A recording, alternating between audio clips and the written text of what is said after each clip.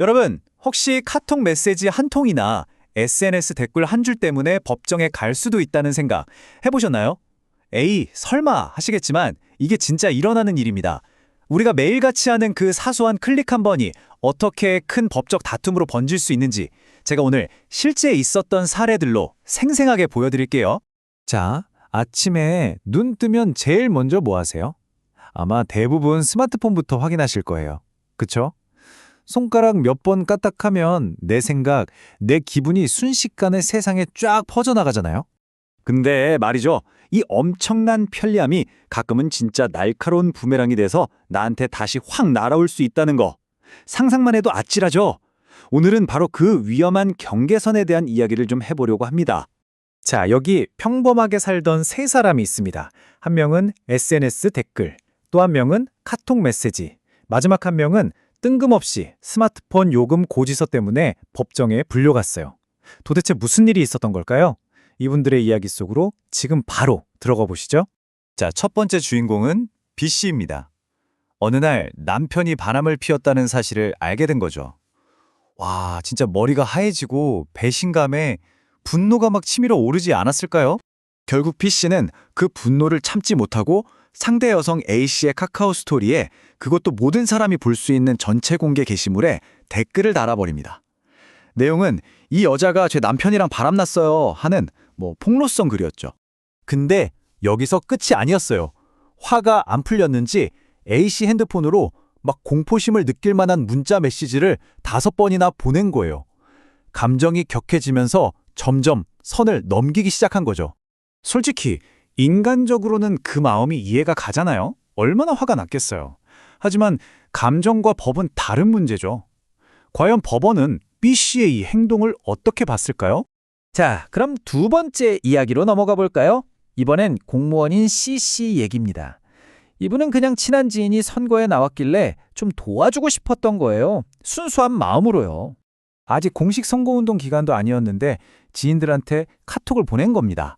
아, 이 사람 진짜 괜찮은 사람이니까 우리 같이 좀 밀어줍시다. 이런 내용으로요. 아니, 그냥 아는 사람들끼리 카톡 몇 번 보낸 건데 이게 큰 문제 되겠어? 라고 생각할 수 있잖아요. 그쵸? 과연 법도 그렇게 생각했을까요? 자, 마지막 세 번째, D씨 이야기. 이건 아마 많은 분들이 내 얘긴가? 하실 수도 있어요. 우리가 스마트폰 쓰다가 약정 기간 다 못 채우고 해지할 때 있잖아요. 근데 그때 받은 위약금 고지서가 뭔가 좀 이상했던 겁니다. 보니까 위약금의 부가가치세, 그러니까 VAT 10%가 떡하니 붙어 있었던 거죠. 아니, 위약금이 무슨 물건 산 것도 아니고 서비스 받은 것도 아닌데 여기다 세금을 내는 게 맞아? 이게 바로 법정까지 가게 된 이유였습니다. 자, 지금까지 세 가지 이야기를 쭉 들어봤는데요. 이제 가장 중요한 시간이죠. 과연 법원은 어떤 판결을 내렸을지, 그리고 그 이유는 뭔지 하나씩 파헤쳐 보겠습니다. 네, 첫 번째 사건, 홧김에 디크를 달았던 B씨. 결과는 손해배상 책임을 져야 한다는 판결이 나왔습니다. 법원은 B씨의 행동이 명백한 불법이라고 딱 선을 그은 거죠. 법원의 논리는 이렇습니다. 남편이 잘못한 건 알겠다. 하지만 그렇다고 해서 당신이 여러 사람 보는 곳에서 다른 사람의 명예를 훼손하고 공포스러운 문자를 계속 보내는 게 정당화될 순 없다. 이겁니다. 한마디로 아무리 억울해도 개인이 개인에게 벌을 주는 사적 제재는 절대 안 된다는 걸 아주 명확하게 보여준 거죠. 자, 두 번째, 지인을 응원했던 공무원 C씨. 이 사건은 어떻게 됐을까요? 결론부터 말하면 유죄가 맞습니다. 그런데요, 대법원의 판결 내용을 뜯어보면 아주 재미있는 포인트가 숨어 있어요. 바로 이겁니다. 법원은 두 가지를 딱 분리해서 봤어요. C씨가 유죄인 이유는 카카오톡을 써서가 아니라는 거예요. 핵심은 바로 C씨의 신분, 즉 공무원이었기 때문입니다. 우리 같은 일반인들은 카톡으로 지지하는 후보 응원해도 괜찮아요. 하지만 공무원은 정치적으로 중립을 지켜야 할 의무가 있잖아요. 그래서 어떤 방법으로든 선거운동을 하면 안 되는 겁니다. 그러니까 무엇으로 했냐가 아니라 누가 했냐가 훨씬 더 중요했던 거죠. 그리고 마지막, 우리 모두가 궁금해했던 위약금 문제. 결과는 D씨의 승리입니다. 법원이 딱 잘라 말했어요. 해지 위약금에 부가가치세 붙이는 거 안 된다고요. 왜냐? 법원이 보기에 위약금은 우리가 통신사로부터 어떤 서비스를 받고 내는 돈이 아니라는 겁니다. 이건 그냥 우리가 약속을 어겼기 때문에 내는 일종의 벌금이나 손해배상금이라는 거죠. 물건값이나 서비스 비용이 아니니까 당연히 부가가치세도 붙일 수 없다. 이게 법원의 명쾌한 논리였습니다. 자, 이렇게 세 가지 실제 판결을 살펴봤는데요. 정말 흥미롭지 않나요? 그럼 이제 이 이야기들을 통해서 우리가 디지털 생활을 할 때 뭘 조심해야 하는지 핵심만 딱딱 짚어서 정리해 드릴게요. 여러분, 이 세 가지만은 꼭 기억해 주세요.